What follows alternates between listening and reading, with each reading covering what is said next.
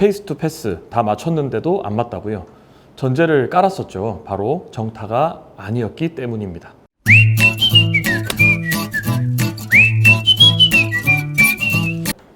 벌써 저희 구독자가 34분이나 그러니까 구독자 여러분 너무너무 감사드리고 올 한 해 하시는 일 모두 잘 되시고 새해 복 많이 받으시기 바랍니다. 구독자 여러분들도 저희와 함께하는 한 해 동안 성장하는 한 해 되시길 바랍니다.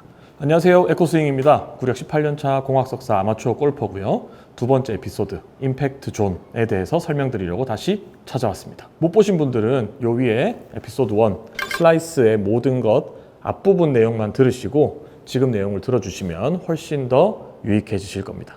지난번 에피소드 1에서는 페이스 투 패스를 배웠었잖아요. 근데 이게 스크린에서 막상 쳐보니까 잘 안 맞더라고요. 정타 맞췄어? 정타는 몇 번 안 났던 것 같긴 해요. 그 전제 조건이 정타라고 걸었었잖아. 그 정타가 아니라서 그런 문제가 좀 생겼을 거야. 이게 뭔가 좀 많이 달라지나 보네요. 드라이버는 영향이 확실히 크고 아이언은 영향이 좀 적지. 그럼 정타가 아닐 때 어떻게 되는지 오늘 알려주실 거죠? 그렇지. 오늘은 임팩트 존에 따라 공이 어떻게 바뀌는지 알려줄게. 여러분 이 게시물 보신 적 있으신가요? 이 게시물이 인스타에서 조회수가 무려 60만이 나왔습니다.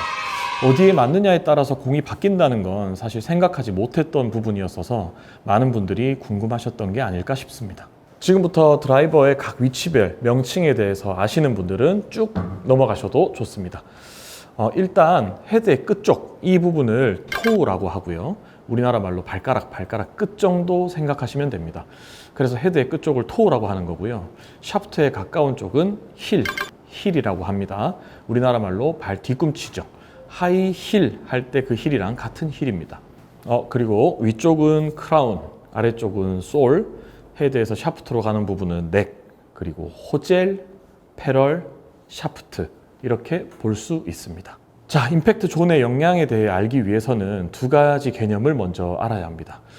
벌지 그리고 기어 이펙트 이렇게 두 가지만 알면 되는데 차근차근 한번 알아보겠습니다. 첫 번째, 벌지입니다.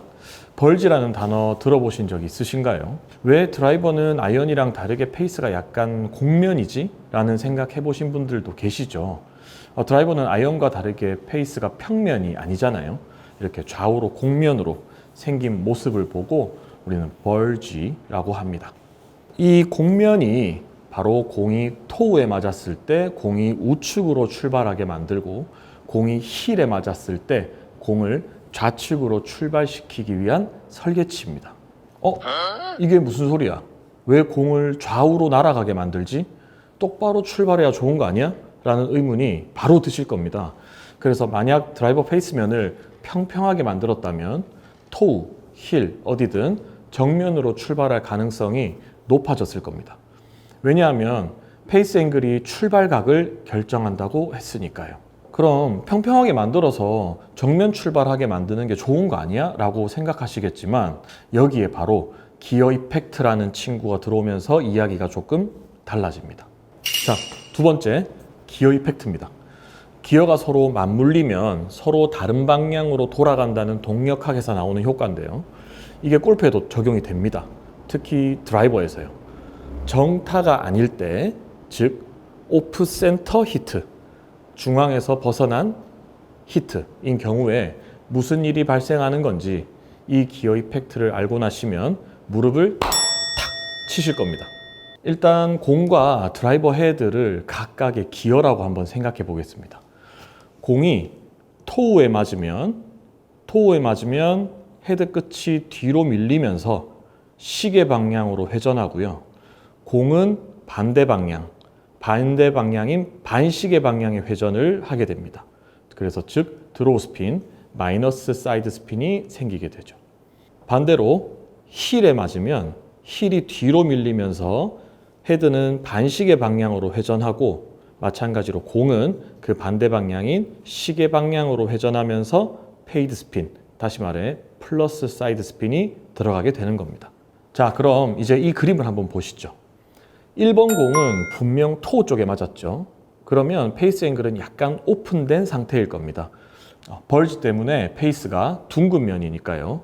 그럼 우측 출발을 하게 될 텐데 여기서 기어 이펙트는 토우에 맞는 순간 헤드는 시계 방향으로 돌게 되고 공은 반대 스핀을 먹어 반시계 방향으로 스핀을 받게 되니 드로우 스핀, 즉 마이너스 스핀을 가지게 되겠죠.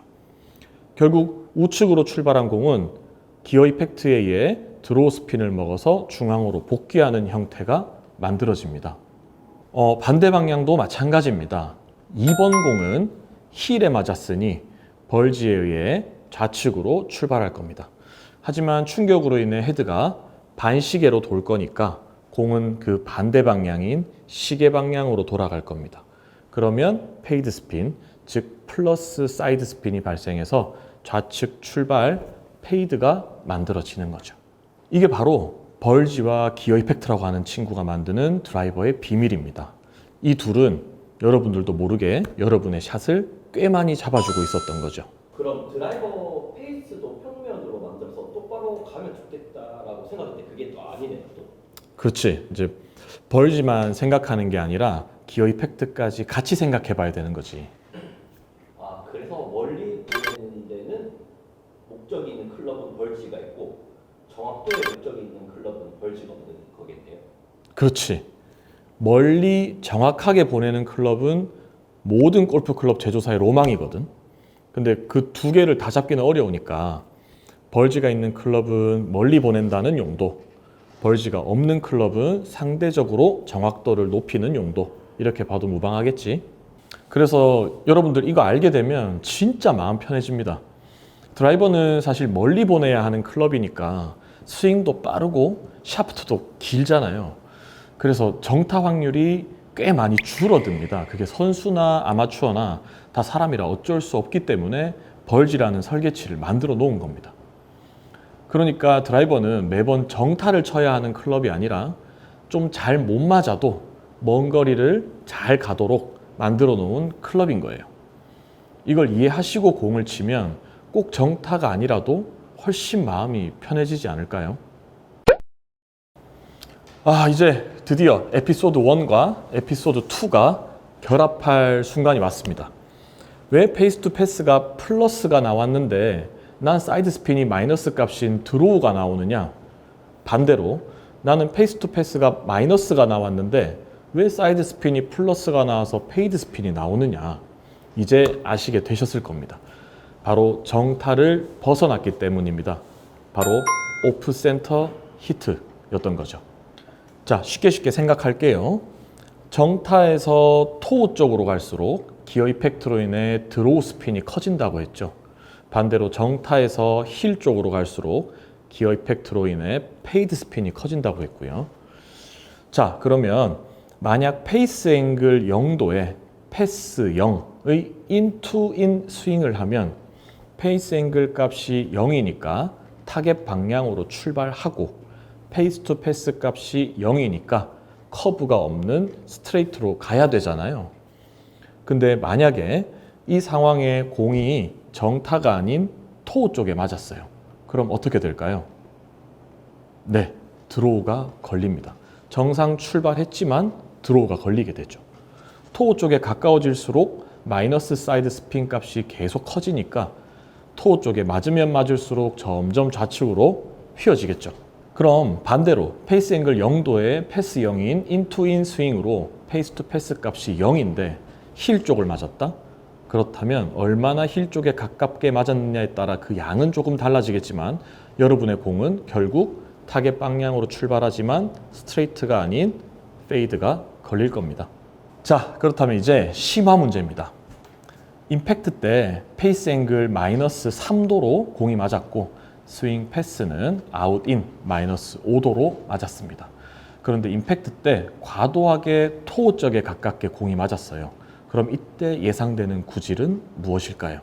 기어 이펙트를 생각하지 않는다면 페이스 앵글이 마이너스 3도니까 마이너스 3도 좌측 출발에 페이스 투 패스 값이 플러스 2니까 페이드 스핀, 깔끔한 페이드가 나야 하는 게 정상입니다. 하지만 여기 기어 이펙트를 넣게 되면 토우에 맞았기 때문에 이 공은 풀 훅이 날 확률이 매우 높아집니다. 과도하게 맞은 토우는 과도한 기어 이펙트를 만들고 과도한 기어 이펙트는 과도한 드로우 스핀을 만들거든요. 그래서 플러스 2 정도의 페이스 투 패스 값이면 만들어낸 플러스 사이드 스핀 값은 다 상쇄시키고도 남는 마이너스 사이드 스핀, 드로우 스핀이 걸리게 돼서 좌측 출발 훅, 즉 풀 훅이 날 확률이 높아지는 겁니다. 하나 더 해볼까요? 플러스 2도 오픈 페이스로 맞았고 스윙 패스는 플러스 3도 인투 아웃 스윙이었습니다. 임팩트 때 힐 쪽에 과도하게 공이 맞아버렸어요. 어떤 구질이 발생할까요? 네, 우측 출발 슬라이스가 발생할 확률이 매우 높습니다. 페이스 투 패스 값은 플러스 2, 마이너스에 플러스 3, 즉 마이너스 1로 마이너스 값이니까 아주 예쁜 드로우가 걸려야 하지만 힐 쪽에 과도하게 맞았으니 플러스 사이드 스핀, 즉 페이드 스핀이 이를 상쇄시키고 남은 플러스 스핀이 생겨 우측으로 달아나게 되는 겁니다. 그래서 아웃인으로 과도하게 쳤음에도 불구하고 토우 끝에 맞으면 공이 똑바로 가는 경우가 이런 경우에 해당하는 겁니다.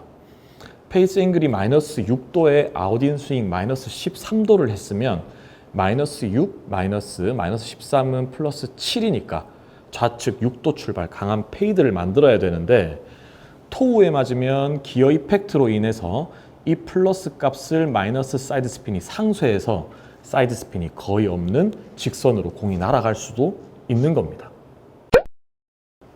여기까지 차근차근 잘 따라오셨다면 이제 여러분들도 샷 메이킹을 할 수 있는 기초 지식은 다 얻으신 겁니다. 저는 우측 출발 예쁜 드로우를 치고 싶어요 라고 한다면 우측 출발이니 페이스는 열려서 임팩트가 되어야 하고요. 페이스 앵글보다 스윙 패스가 더 커야 마이너스 값이 나오면서 드로우 스핀이 나오겠죠. 오프 센터 히트에 대비해서 드로우를 내고 싶으니 정타 내지는 토우에 맞추시려고 노력하셔야 하는 겁니다. 반대로 나는 좌측 출발 페이드를 치고 싶어요 라고 한다면 좌측 출발이니 페이스는 임팩트 때 약간 닫혀 있어야 하고요. 페이드니까 플러스 사이드 스핀이 되어야 하니 페이스 앵글이 스윙 패스 값보다 커야 페이드 스핀이 발생할 겁니다. 또 여기에 오늘 배운 정타를 맞추지 못할 경우를 대비해서 정타 미스를 하더라도 힐 쪽에 맞춰야 하는 노력을 하셔야 하는 겁니다. 이게 진짜 어디서 보지 못한 내용이라서 좀 신선한 것 같긴 해요. 이게 해외 영상에서는 꽤 많이 다루는 내용인데 우리나라에서는 아직 설명한 부분들이 많이 없는 것 같더라고. 이걸 몰랐던 분들은 막상 이제 스크린을 가면 진짜 많이 도움이 될 것 같긴 한데요. 사실 뭐 우리도 그런 마음으로 이렇게 열심히 찍고 있잖아. 많은 분들이 봐주셨으면 좋겠습니다. 여러분 어떻게 보셨나요? 조금이나마 도움이 되셨을까요? 너무 복잡하고 어렵다고 생각되시면 한 번씩만 천천히 다시 돌려보세요. 정말 도움 많이 될 거라고 확신합니다. 지금까지 에피소드 1, 2는 골프공의 좌우에 대해서만 알아봤는데요. 다음 시간에는 골프공의 위아래, 다이나믹 로프트와 어택 앵글, 그리고 스핀 로프트, 백스핀까지 알아보는 시간을 가져볼까 합니다.